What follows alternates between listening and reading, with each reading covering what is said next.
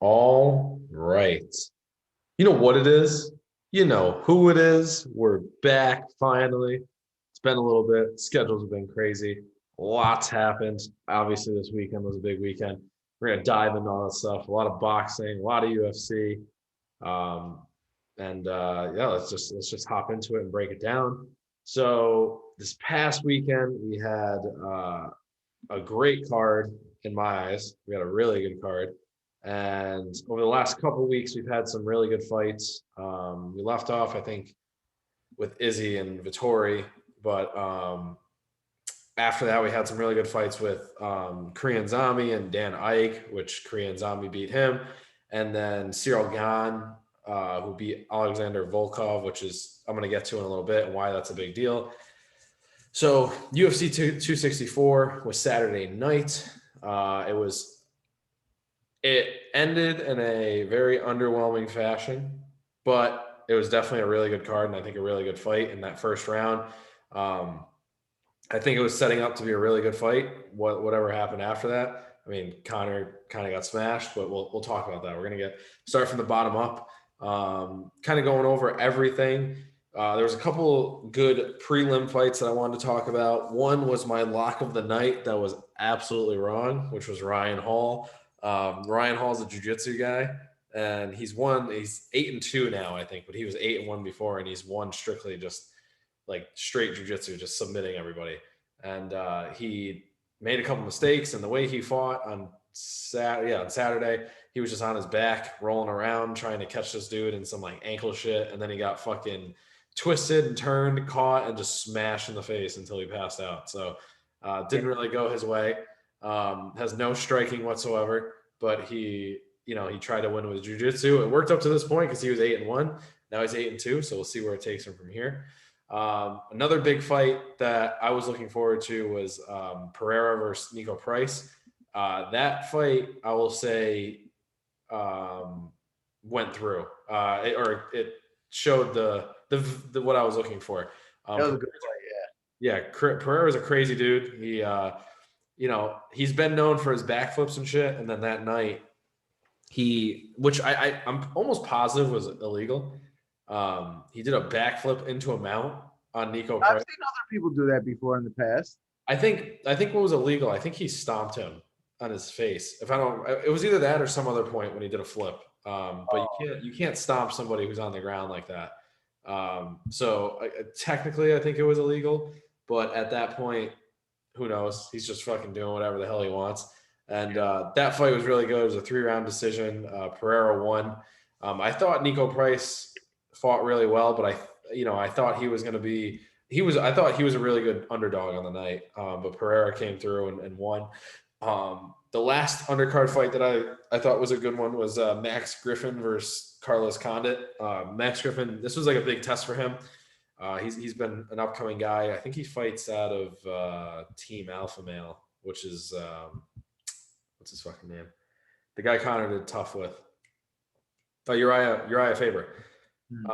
Uriah Faber's gym and where Cody Garbrandt, all those guys train out of. He's been killing it. He's been doing well as of late, and he showed up again against Carlos Condit, who's not an easy opponent, and I think he's 32 and 14, so he's been around in the fight game for a while. So it's a good fight. And again, then we got into the main card, which we watched Sean O'Malley. I said this before, and again, he's turning into one of my favorite fighters. And I love his fighting style. He's accurate. He moves. He plays defense well. He was fighting on his back foot the entire fight because this dude Matinho was just walking forward and just eating every single punch that O'Malley threw. Yeah, And very impressive. Very yeah, impressive. yeah. Apparently, everyone was. This dude got a $75,000 bonus for getting his face. For what? For what? Getting What his is face for beat. getting beat the fuck up? Yeah. Hey, that's what you get bonuses for in the UFC. That's so stupid. So I don't know that he got it because of that, but I think he got it because it made it an interesting fight. I guess like O'Malley was just beating the brakes off this dude. That's so dumb. I don't understand. They like. I don't. I like you. Technically, if so, how are fights scored in the UFC?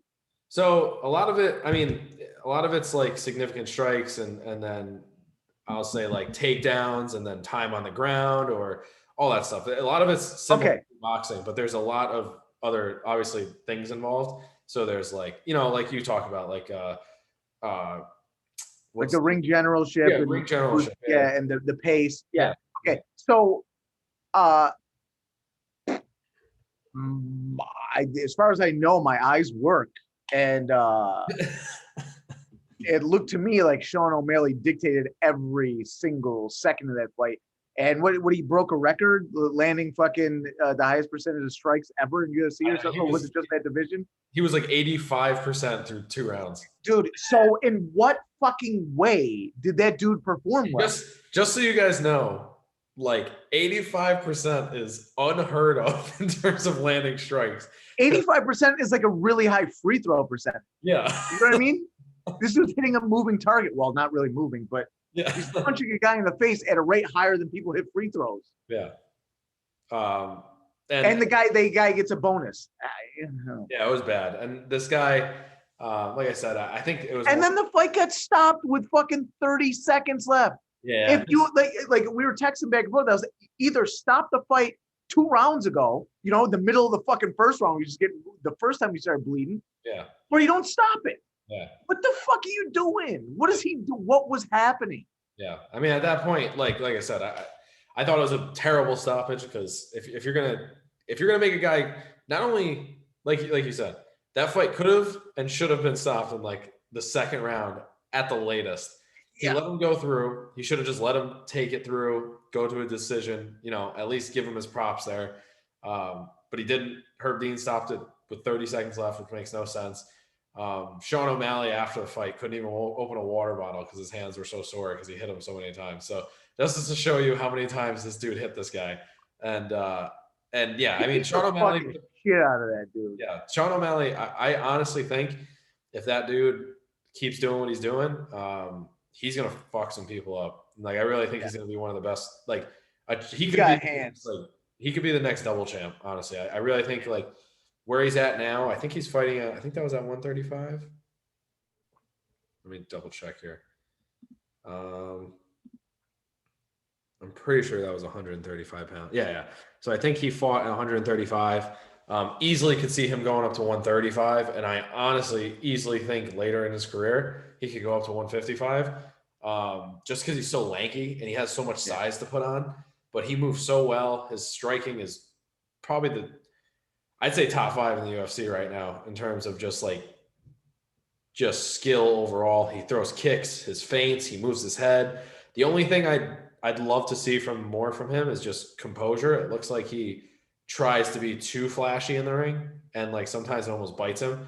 Like his last fight he had, he could have ended that fight in the first round, and he had to take unnecessary damage against Almeida because he was trying to do the one punch like walk off KO thing, and he tried to do that twice, and he could have finished it early. It's just be a little bit smarter about that stuff and don't go for like the showtime finish every single time.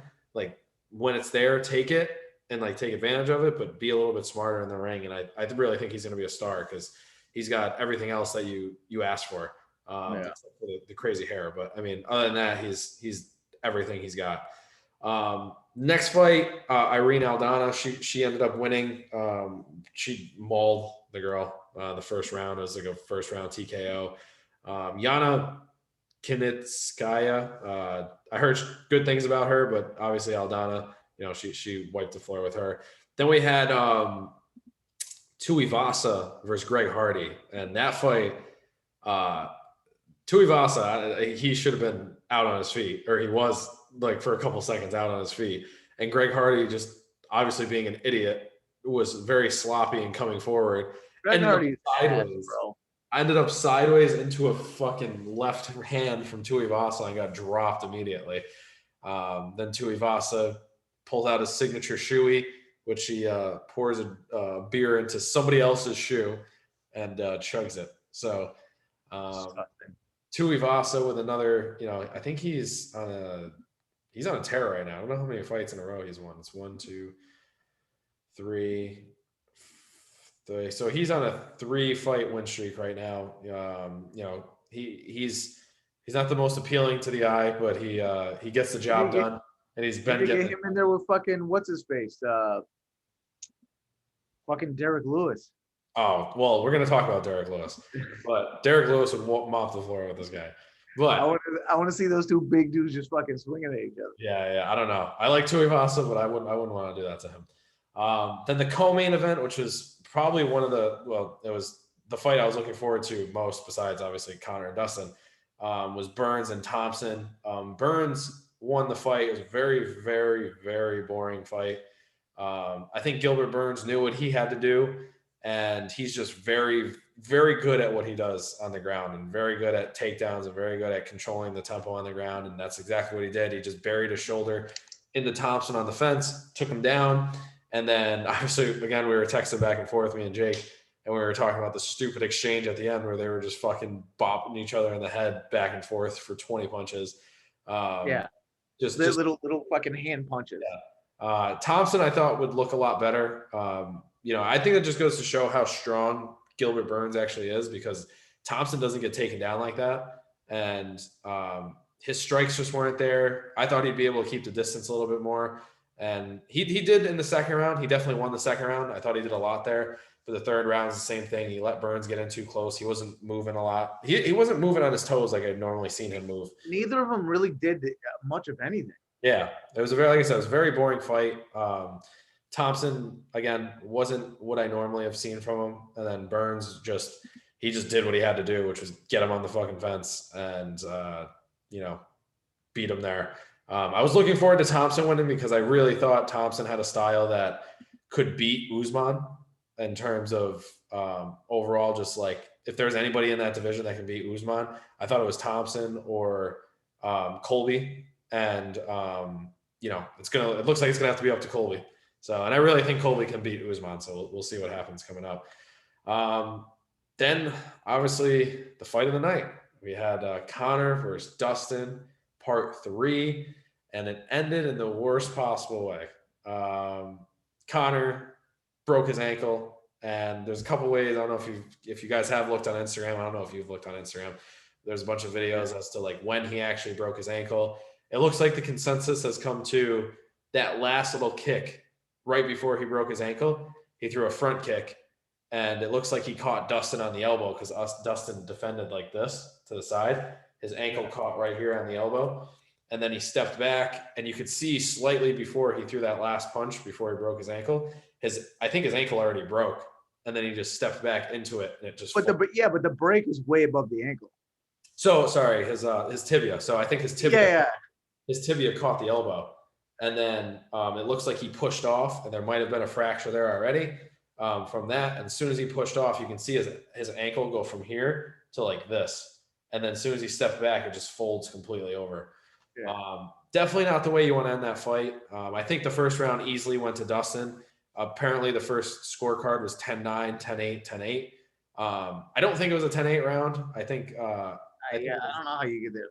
10-8 round. Yeah, I think a lot of the first half of the round. I think that you get like Conor had the first half of the round, even though he looked better than he has. Yeah. In the past few fights, but he still didn't look like Conor McGregor. Yeah, and I think he was off. He was letting like Dustin countered him with a couple of really good shots, and Conor's the counter puncher. Yeah. And I think that with what was going on here is I think Conor in this fight, credit to Dustin, obviously I worked with Dustin a lot in the camp. Well, not a lot, but like a few times in the camp, and like helped him get ready for the fight. And I think, Dustin came into this more level-headed, and I think Conor brought a lot of anger or like fake bravado that he usually has. It didn't feel the same from Conor this time around. It felt like he was trying to like dig up something that wasn't there. And I think he brought a lot of that, what was usually confidence into a fight. He brought anger into a fight. And I think that it was the same thing with Khabib. When he fought Khabib, this felt more of like that Conor, where he was like very angry, like just wanted to, just commit violence. And there was no like, obviously there's a thing to being violent in the ring, but like you want to be smart, you want to be calculated. You want to know when to do what, and I don't think he had that night. But for the rounds to be 10-8, I think people underestimate that Conor. I know Dustin kind of let him up at the end, but like Conor did get up at the end, and he was still in there throwing punches. And I do think it was setting up to be a great fight moving forward. And he landed some good elbows. Yeah, he landed some good elbows. He had that Yeah. up kick that he hit Dustin with. Yeah. And people want to point out like the glove pulling, but Dustin, it's the same thing. It's just like, it's a fight. You're gonna do what you can do in the fight, and I know. He was calling. He said Conor was a dirtbag at the end for grabbing him inside the gloves. Like, bro, this is professional fighting. It's a fucking fight. Yeah. You know what I mean? Calm the fuck down. Yeah. And like I think that there needs to be, like I said, I've seen worse within fights, but like overall, I think the dirtbag shit was fucking Conor at the end. Like, you could see he was really mad at the end, like calling his wife a hoe and shit like that. Like, come on, bro. Yeah. Okay, like, what are you in high school? Yeah. You know what I mean? Like that shit was stupid. But as far as Dustin saying, he's a dirtbag for grabbing me inside of my glove, shut the fuck up, bro. It's a fight. You know what I mean? It's a fight. Yeah. And I think you guys in mixed martial arts, you guys are allowed to fucking elbow people when they're on the fucking ground. They mean break people's arms and shit. You're fucking gonna complain about this dude's fingers inside your glove. Like, shut the fuck up, man. Yeah, I can't tell. I think Dustin walked away slightly because of the glove grabbing. That's when Conor got up. Yeah. Well, yeah, you can definitely see when he did. If you look at the replay, when he let him up, he pointed to his glove like that and said something. Yeah. But bro, why? You like at that point you had the advantage. And like I said, Dustin had a point there, or had a point. Like when he got up, he could have easily finished that fight there. Yeah. Like he could have just kept smashing Conor, and they would have eventually called the fight. But yeah, there was like I think there were 24 seconds left in that round when he let him up. Yeah. He could have stayed on top of him for that remaining 24 seconds. And you know what, if he did, fight probably would have went on. Because Conor probably wouldn't have broken his leg. Yeah. But things obviously happen for a reason. I don't know why yet, but Dustin did win. Did go in the books as a win for Dustin. So congratulations. Yeah, as a TKO, which I think is a fucking garbage ass fucking rule. Yeah. UFC, I don't know why they do that shit. That's fucking stupid. Like in boxing, you got like a no contest, right? Someone gets injured. You know what I mean? Like there are certain things like if someone. Like if there's an accidental headbutt or something, right? And it's like, okay, if it happens before the fourth round, you go to the fucking scorecards or whatever. You know, there are ways. It's not just clear cut like, oh, one guy can't go on, so the other guy gets a fucking knockout in his record. Because now, like someone who doesn't know anything about these guys is gonna look at Dustin Poirier and look, he's got all these knockouts. Yeah. And that one of them on there wasn't like he didn't knock Conor out. Yeah. You know what I mean? Like the dude broke his fucking leg and he gets a knockout for that. What the fuck? I'm telling you, man. Like there's some shit about the UFC that I fucking like. This shit is fucking hard to watch because of dumb shit like that. Well, like I said, I think that it clearly should have been, I think it's what Conor was yelling about at the end about the doctor stoppage, but like it should have been, I think the only reason, and this is the part that kind of sucks is like Herb Dean should have stopped it right there. But I don't think he saw right away that Conor's ankle snapped. Yeah. Anybody else, like, or with Chris Weidman, I don't know what they did with Chris Weidman, but actually, let me look that up because that would give a good understanding of what happened there. They did actually give him a TKO. All right. Yeah, I guess they gave Weidman a TKO too, and he snapped his leg, which doesn't make any sense. I was under the impression. Yeah, I was under the impression, like you just said, with boxing, usually when something like that happens, it's a no decision or no contest or something like that. Yeah. But someone breaks their fucking arm in a boxing match, it's no contest. Like a guy doesn't get a win for the other guy fucking not being able to fight. It's just fucking ridiculous. Unless it's like a Tony Ferguson type thing where someone actually physically gets you in like a submission and breaks your arm. Like there should be. But that's fucking clear. It's so if someone fucking gets someone in some sort of fucking armbar or some shit, snaps their arm, and they get a submission win, like, well, that's what that was. Yeah. This guy broke his fucking leg by stepping back. Like Dustin didn't even touch him. Now he gets a TKO for that. What the? That's stupid. Yeah, but like I said, for right now, it is what it is. Dustin's going to be stepping in. His next fight will be against Charles Oliveira for the belt. I don't know when that's going to be. I think it's going to be a really good fight. I think, obviously that's what's next for Dustin. And when that fight gets announced, we'll dive deeper into that.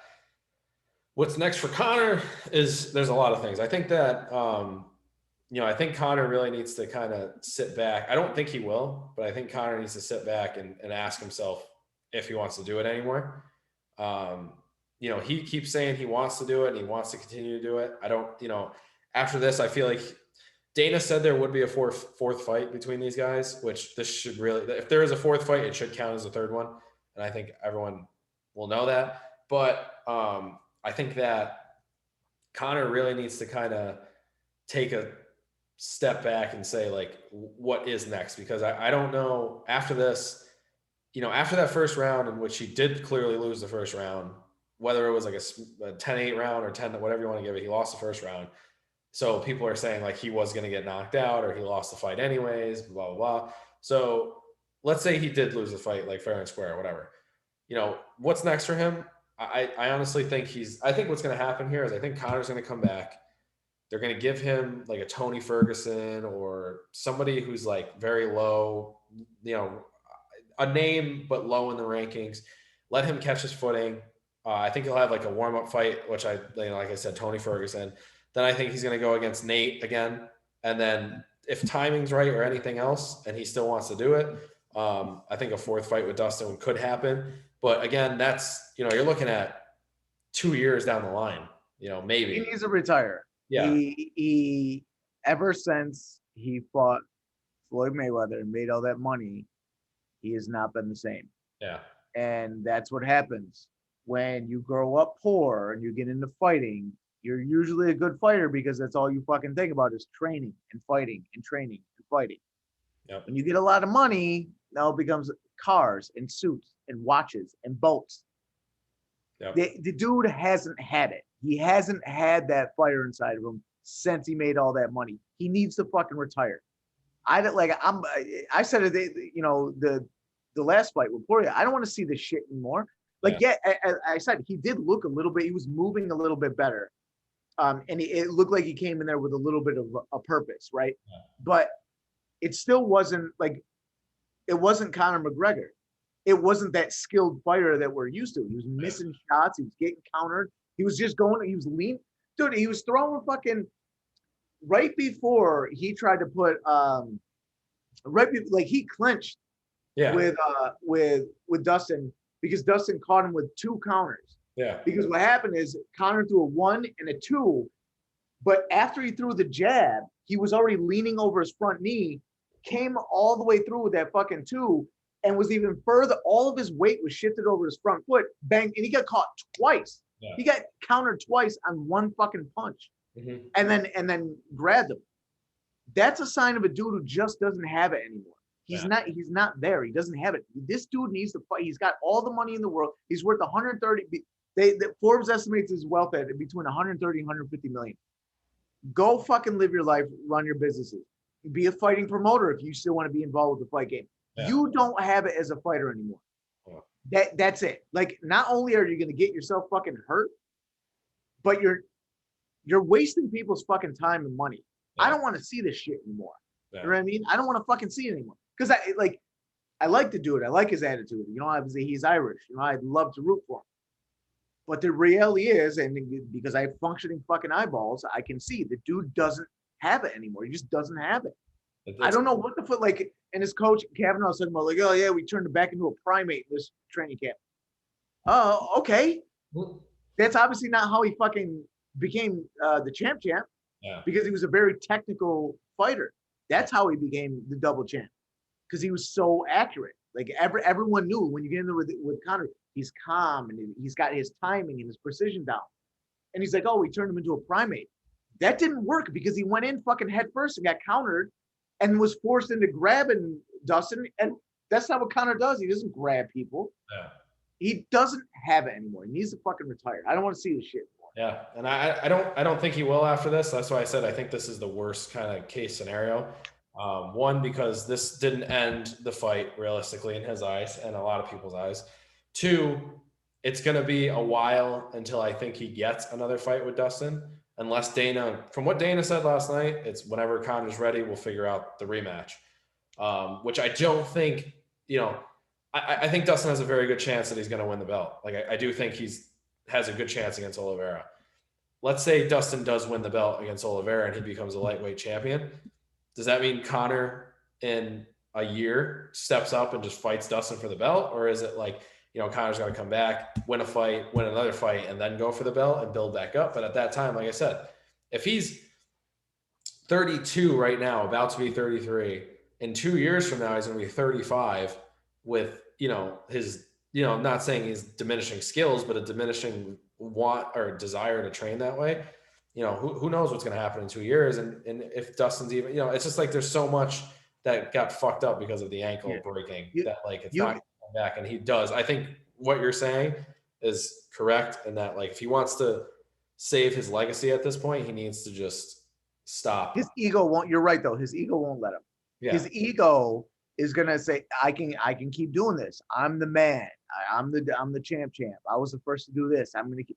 And he's not that guy anymore. But his ego won't let him see that he's not that guy anymore. Yeah. And you could see it while he was sitting there with his fucking leg broke. Like he already made the decision. I'm gonna come back. I'm gonna fuck this dude up. Yeah. And he's probably not. He's probably gonna come back and get fucked up again because it's not there. It's not there. The biggest difference is that in between fights and in between the training sessions, he has a lot of different responsibilities than he had when he was coming up. He had nothing to do before but to think about fighting and dream about fighting, wake up and train for fighting.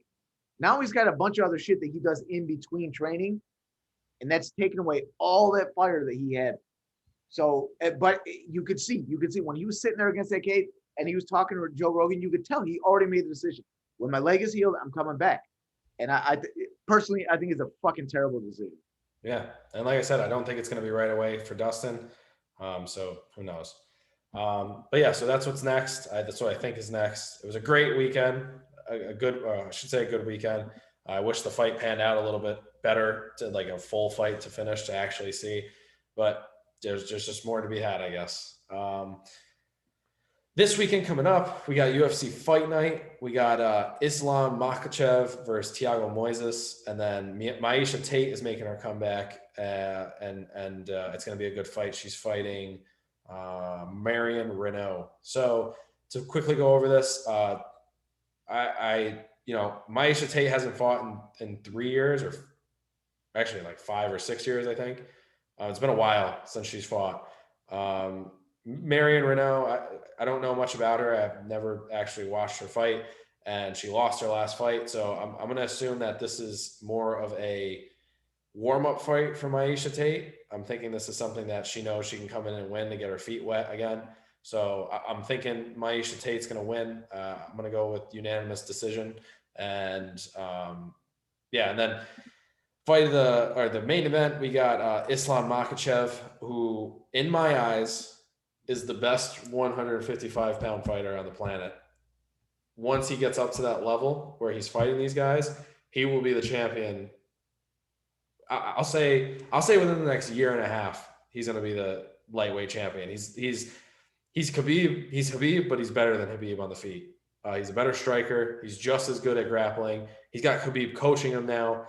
I really think that this dude is like, he's the next big thing.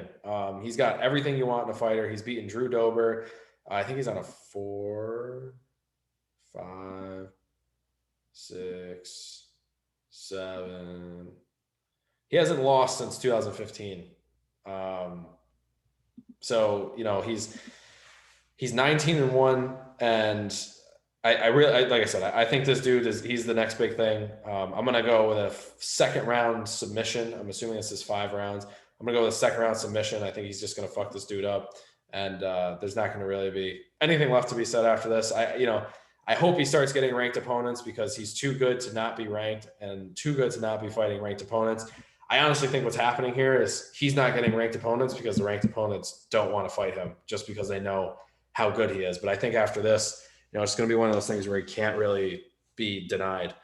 Um, Other news. So coming back to Derek Lewis, this past weekend we had Cyril, or not this past weekend, the weekend before that we had Cyril Gahn and Alexander Volkov, and whatever's going on with Francis Ngannou, I guess that Derek Lewis and Ngannou were set to fight because of the whole John Jones thing. John Jones is getting paid, so Derek Lewis said, "I'll fight for the belt." It was set for August, and Ngannou said no. It was set for September, and Ngannou said no, and there was a later date in September, and Ngannou said no. So Dana White set up an interim heavyweight fight between Cyril Gahn and Derek Lewis. So Derek Lewis and Cyril Gahn are fighting in, I believe, August 7th is the date. So they're going to be fighting for the heavyweight interim belt, and then the winner of that is obviously going to face Ngannou next for the belt. Now, this is my dream. I've been waiting for Derek Lewis. I've been hoping he was going to be the heavyweight champion of the world. I really think he's going to. So I'm excited about that coming up and that being like an actual thing, because I didn't actually think it would happen, but Derek Lewis did win his last fight and then stepped up and went from there. So other than that, I don't think there's been anything huge. Obviously this past weekend was a lot, and a lot of stuff's going to come from that. But yeah, so let's get into boxing. Any other UFC stuff? Any finishing thoughts for you? Nah. Yeah. So it's a good weekend, but we'll get into some boxing because there's a lot of boxing that we've missed over the past few weeks. Yeah. So the big ones were Tank moving up to 140 and absolutely putting it on Mario Barrios, who before this fight had either knocked out or knocked down every guy he's faced. Guy Barrios has some real fucking power. I thought that Tank was going to win just based off Barrios being a very vanilla fighter. He's throw straight punches, go in, and maybe he'll throw an uppercut, maybe he'll throw a couple power shots, back out, then come back in. He's that guy that basically he starts almost every combination with a straight punch. He's very predictable. He's a high guard kind of guy, and Tank has a lot more flair, a lot more variety in the shots, much more athletic. Can throw power from pretty much anywhere. Throw from his hip, throw from his hand high, and he showed that getting the knockout. He knocked him down with a lead hook, and then he knocked him down with a body shot. He looked good. He looked real good. Now they're talking about it's weird. Mayweather came out and said that Tank wasn't going to fight anyone except for guys that's on the PBC roster. Mm-hmm. And that leaves pretty much no one because that roster is whack, especially at 140. Like they got nobody. Yeah. So Raleigh Ramiro, who's another Mayweather guy, said that he'd like to fight Tank. I don't know if that's going to happen. I really don't give a fuck if it happens. Raleigh Ramiro is trash. I mean, he's got a little bit of power, but he's abish. Like he can't really box. I have no interest in seeing it because I think Tank will fucking murder him. So I don't know what's gonna happen with Tank now if Mayweather's not gonna if he's not gonna let him fight guys from Top Rank in the zone. I don't know who he's gonna fight. Yeah. So I have no idea what Tank is gonna do next. Yeah, I think Tank he's very, very, very good, and it's showing. And Barrios, like you said, is not like a light opponent, and a lot of videos that surfaced from like the fight, and Mayweather told him he was losing and whatnot, and all that stuff. But Davis is just good at what he does, and like you said, I saw the comments after about Floyd saying that, but I think it's more of like I think Davis is good, but I think that he knows these other. I mean, maybe I'm wrong. Maybe Davis is gonna because he fights at 135, right? He was fighting. He's at one. This fight was at 140, and I At guess it's 140, yeah, staying at 140. Yeah. yeah. So And uh, so if he wants to be the champ, he's got to fight Josh Taylor, who's got all the belts. yeah, yeah. Um, but Josh Taylor's with top rank, and according to Mayweather, that's not going to happen. So I don't know. I don't know how that's supposed to work. Yeah, I doubt it. I feel like it's probably a money thing, but continue. Yeah, but yeah, I don't know what he's going to do. Yeah, If but the plan is for him to be champ at 140, he's got to fight outside of the PBC roster. yeah, And again, looking at that PBC roster, that shit is whack. At 140, yeah. there's no one there. Then the other the biggest fight was Lomachenko coming back and fighting Nakatani. Nakatani being a really, really, really tough opponent, especially for Loma. Loma coming off of a loss, losing his belts, coming off an injury, coming off of it was like a 9-month layoff, something like that. Against a guy who had never been knocked down before. A guy who's 6 inches taller than him and had like 7 inches reach on him. Yep. And Loma comes in there and just like in boxing, the term masterclass is overused, but this was an actual master. Like he boxed the fucking shit out of this dude. Yep. He was moving around. This dude, Nakatani, was turning like. If you watch some of the replays, his feet were still in the stance, and his torso was turned, and his head was turned over his shoulder. Like he had this dude completely off balance, pretty much throughout the whole fight, and got a knockout. It was fucking amazing. Loma said that the reason that he chose Nakatani was because it was a common opponent with Tio, and Tio had a really tough time. He squeaked out a decision against Nakatani, and Loma got this dude out of here. First dude to do it. So and then after the fight, Tio Senior was talking to Bob Arum and said that after the Cambosis fight, as long as they win that, he'll give Loma the rematch. I think Loma gets his belt back. Based on that performance. Yeah. That shit was just good. So if you take rounds 8 through 11 in the Tio fight and all the damage that Loma did after he actually started throwing punches and what he just did to fucking Nakatani, I don't see how he's losing and again, I doubt no matter what, even if he does go in there with another injury, Loma learned his lesson. I don't think he's going in there and fucking trying to walk around for 6 rounds.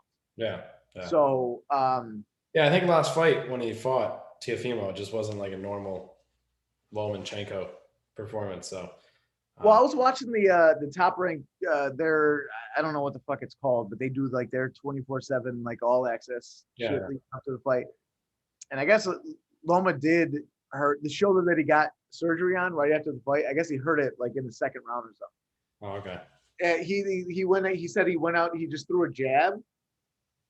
And like when he threw the jab, he sort of pawed at Tio's hand. And when he brought it down, he said when he pulled his hand back, that he just felt like his shoulder was fucked up. And so he didn't really throw it a lot after that. And he said like around 7 or 8, he started to realize like I got to start throwing something. Just said fuck it and started throwing shots. So from Loma and his manager, that's the reason why he was not doing anything. I guess the plan was to go in there and be careful the first 3-4 rounds. Yeah. But the reason it looked the way that it did, they said, is because he fucked up his shoulder in the second round. Either way, even if he goes in there with his shoulder again, I don't think we're seeing that same thing. And I just don't see how Tio could win that fight if Loma performs the way he did against Nakatani. Yeah. And the way he performed in rounds 8 to 11 in the fight against him. Even though well 8 through 12, the second half of the fight, because even though I gave Tio the 12th round in that fight, I still Lum was still coming out strong. So that was huge. That was huge. It was a real exciting fight. It's like it reminded me of like when Mayweather came back out of that short retirement and just fucking schooled Juan Manuel Marquez. Mm-hmm. Just fucking schooled and gave him a fucking boxing. Like it reminded me there was a greatness like that. You know what I mean? Or like when fucking Roy Jones put it on James Toney when they fought back in the day. Like just one of those things where like one of these really world-class boxers just does everything that they do the best all in one fight. Like it was pretty cool to watch. Yeah, I agree. I honestly think Lomachenko's going to come back, and I think he's going to I wouldn't say wipe the floor, but he's going to do his thing against Teofimo. Yeah. And it's clear that he's pretty mad. Yeah. Because he picking Nakatani for the sole purpose of knocking him out because Tio couldn't. Yeah. Like that, you know what I mean? It's clear he wants his shit back. He's like, oh, I want my belts back. So then those are, the two big fights that we missed. Some news though, starting with Tio, their fight got pushed back again, Tio and George Kambosos, to September now. And apparently it may move to Australia. Triller may move the fight to Australia, which would obviously be helpful to Kambosos. Is he fighting for Triller? Huh? Is he fighting for Triller? Yeah. That Kambosos fight is still under the Triller banner. Yeah. Even though Tio just re-signed with Top Rank, so I don't know exactly how that's working, but and then the Fury fight got postponed because Tyson Fury's entire camp has fucking COVID. Yeah. They should just let that fucking fight happen. This is so stupid. It's dumb that we even have to talk about this. That this fucking that we're still talking about Deontay Wilder, like at this level. Exactly. He's just not that guy. And then Ryan Garcia. He's fighting somebody too. I forgot who though. Let me see. Yeah, I don't know. It's been going back and forth. He said he was going to fight. He was supposed to fight Javier Fortuna, wasn't he? Yeah, but he just fought Jojo Diaz. Yeah. And Jojo Diaz called out Devin Haney after the fight, or called out Ryan Garcia, and then Devin Haney said, "I don't know why you're calling him out when you're my mandatory." And they were talking shit to each other, calling each other pussies and shit on Twitter. No, but yeah, so Ryan Garcia went from Fortuna, and then he was supposed to fight somebody else, but then he called someone else out after. I think Ryan Garcia does have he's got some issues. You don't know what the fuck is going on. Yeah. But he's supposed to fight again soon. Yeah, I was looking to see who he's supposed to fight, but I can't. It doesn't. Yeah. So yeah, I don't think anything is set yet. I think it's just Ryan Garcia talking. But he's supposed to fight soon. I saw that Javier Fortuna is from Albany. Is that what? He was from Albany. I thought he was Puerto Rican. It said that night. It said he's fighting out of Albany, New York. Oh, I don't know where the hell he trains in Albany. I'll have to look it up, but I thought you might know. No, I don't know. And then what? Something else.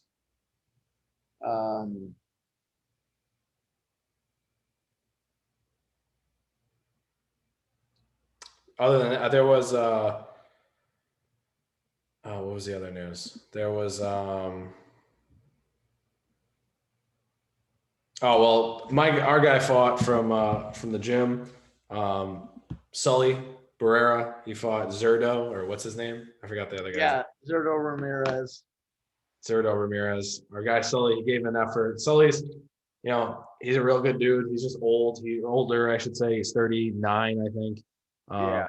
And just he's got some eye issues and whatnot. So he got caught with a clean, just gut punch and couldn't really recover. And obviously, when you get hit in the stomach, the elbows start to drop, and then the head stays free. So I think that was just damage that they weren't willing to take. So the fight got called by the corner, and then they it was I think in the second round, right? I think it was the second. Oh yeah. It was the second round. Yeah.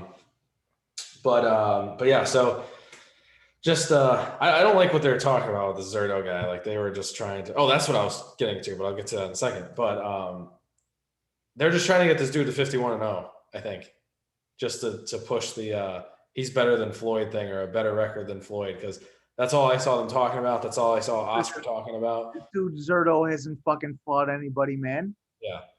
The only person that the only name that I know of that is of any value on his record is Maxim Blasov.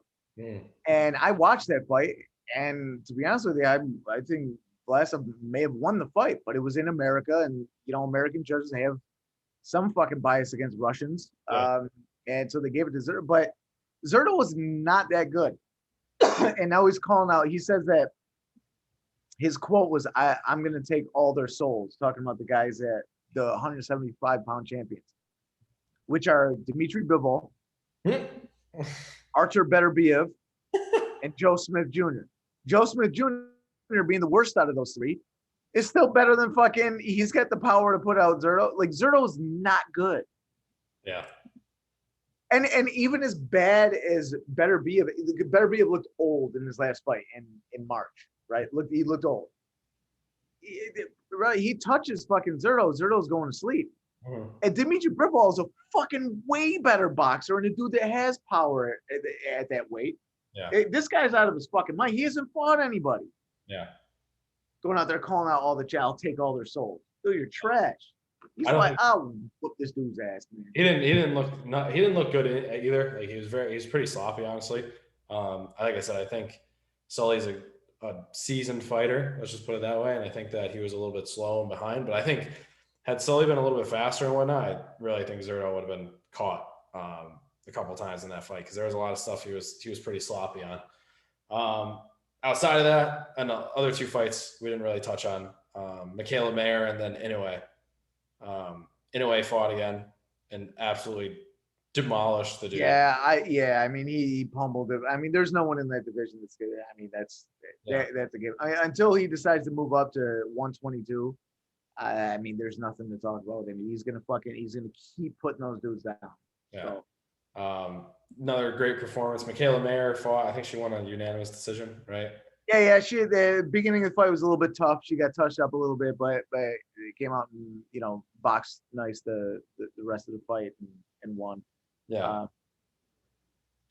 I guess she's talking about trying to work her way up to fight Katie Taylor, which I don't think she's ready for, but we'll see. Other news that I saw, which I think you'll find this funny. Oscar was saying he wants a tune-up fight, Oscar De La Hoya. So he's fighting Vitor Belfort. He said he wants a tune-up fight and maybe another one, and then he wants to fight Floyd or Canelo for real. No, he doesn't. I think he's out of his fucking mind. And I think he's probably snorted some more coke before he said that. Yeah, he does a lot of drugs, I guess.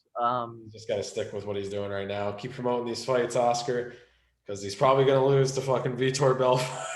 But we'll see. I mean, look, like,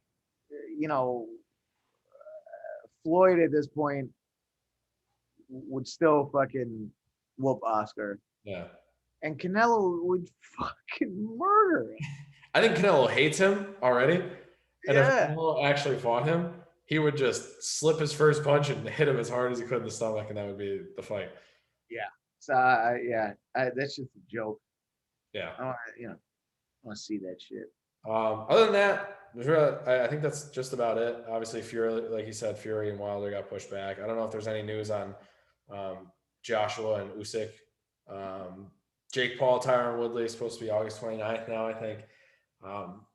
But we'll see what happens there. I think that I haven't really seen a lot on it. Jake's been talking a lot about Conor. And did you see that chain he made? No. He made $100,000 Conor getting knocked out chain Like literally, it was like the same. It was the same pose as when he got knocked out against Dustin the first time. He made $100,000 chain with like a whiskey in his hand, and he was like on the ground like this. And then he sent it to Dustin after the fight. Apparently, I'll have to send you a picture after. What a fucking tool. Yeah. I just read some interesting news. So Joe Smith Jr. just fought or just signed a 2-fight deal. He's going to fight mandatory challenger Umar Salamov in the fall, and then he's supposed to have a title fight with Danny Jacobs in early 22. Mhm. So Danny Jacobs will be moving up from super middleweight to light heavyweight to fight him. That'd be a really interesting fight. So that's something to look out for. All right. Cool. At the end of the year. It's not anytime soon, but that's something to look forward to. Yeah. But yeah, I don't think there's anything else. Like I said, we went over all the UFC stuff. Yeah, and now with these fights getting pushed back for the next 2 months, like there's not a whole lot going on. Yeah. I will say this next weekend, I'm pretty excited. We got another fight night. We got Corey Sandhagen, TJ Dillashaw. We have, I think, 3 people from my gym fighting from Daru Strong. We got Randy Costa. We got Brendan Allen. And I got to see who the third one is, if there is. It might just be those 2, but pretty excited about that. And Dillashaw versus Sandhagen is going to be a really good fight. So a lot of stuff to look forward to in terms of the UFC. Always checking in on boxing. If there's other stuff that comes up, we'll obviously let you guys know. We're gonna get back to just regularly. Schedule's starting to get in order. We're gonna figure this out because I miss talking about this stuff with Jake. But if you guys have any fights, any fighters, anything you want us to look at, let us know. And we'll see you guys next time. Peace.